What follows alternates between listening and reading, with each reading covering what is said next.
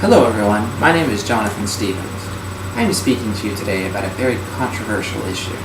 The Department of Corrections has sent 1,890 employees that work for the Florida Prison Healthcare System dismissal letters due to the outsourcing of their positions to two separate companies.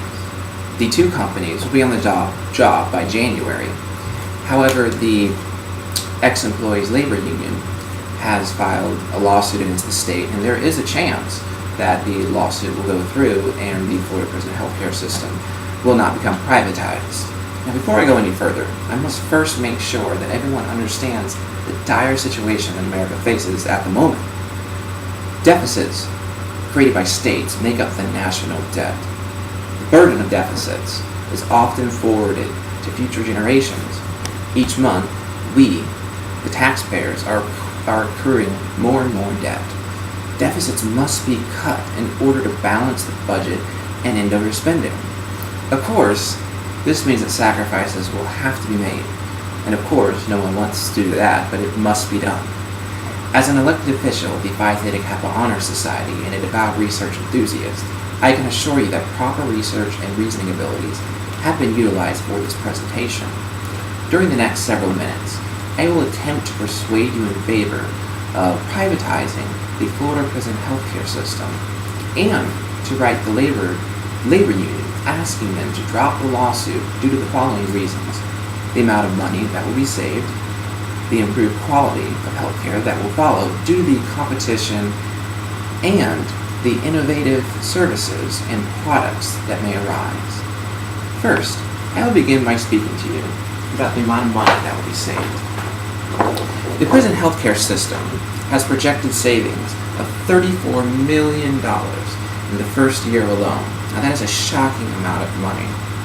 People against privatizing the Florida prison healthcare system have argued that the state of Florida will have to pay $6.9 million to the ex-employees due to their built-up sick time and vacation time.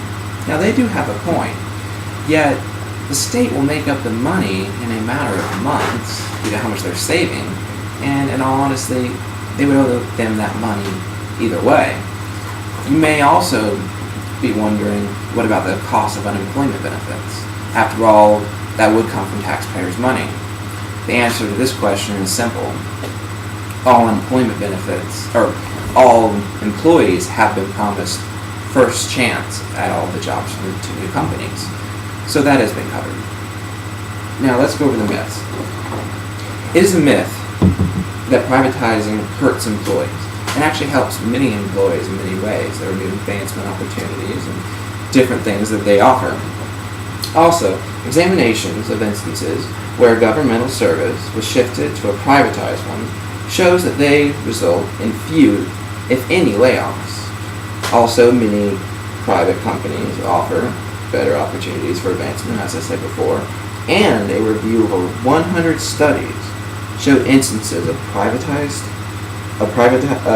how privatization showed a decrease in cost of 5 to 50%, which is an incredible amount that Florida desperately needs to save. Secondly, I would like to discuss the improved quality of healthcare that will follow because of competition.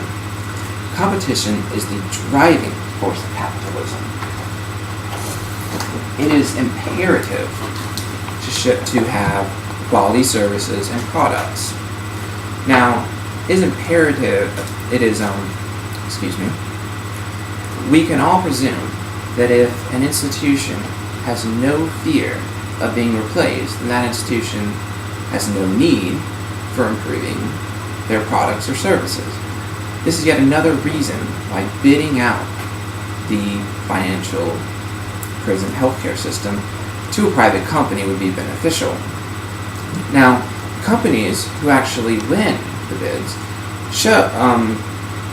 will also have to rebid the contracts and however many years, it's according how long the contract was signed for. So they have to prove themselves during the time, and then they have to re-sign a contract at an adequate price. So it actually is a great system where one company is not in there for life.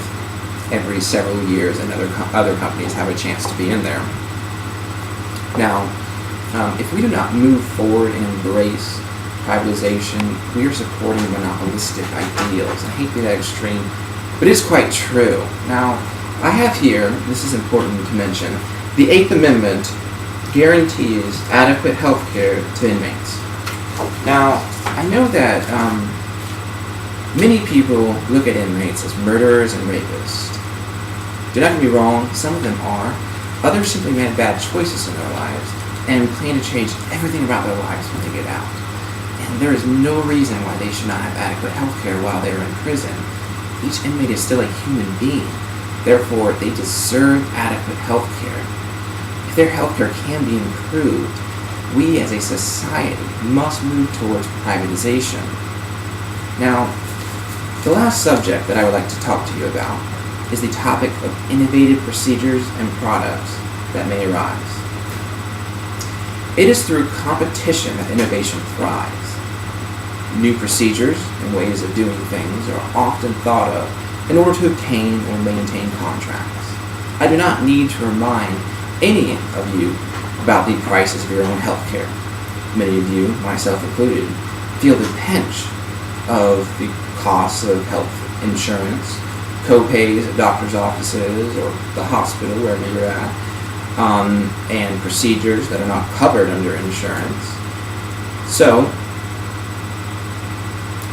here's a question that many of you may want to ask me. If I were one of the people who lost their jobs or lost their pension, would I support privatization of the Florida prison healthcare system? The honest answer is I would not. None of us, including myself, want to make the sacrifices that must be made. However, decisions in life are often made for us. The amount of money that our country is in debt is crushing. So,